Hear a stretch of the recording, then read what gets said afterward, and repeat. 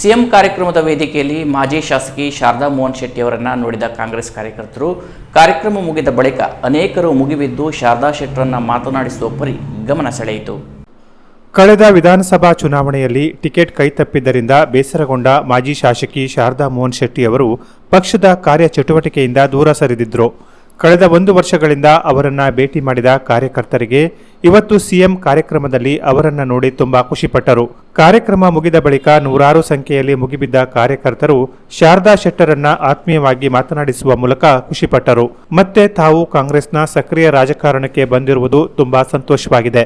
ನಾವು ಯಾವತ್ತೂ ನಿಮ್ಮ ಜೊತೆ ಇದ್ದೇವೆ ಎಂಬ ಭರವಸೆಯ ಮಾತುಗಳನ್ನು ಆಡುವ ಮೂಲಕ ಶಾರದಾ ಶೆಟ್ಟರಲ್ಲಿ ಹೊಸ ಉತ್ಸಾಹ ಮೂಡುವಂತೆ ಮಾಡಿತ್ತು.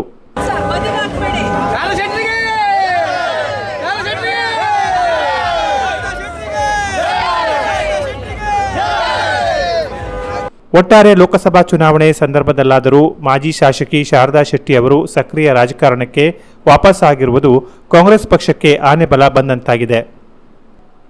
Canara plus news, Kumta.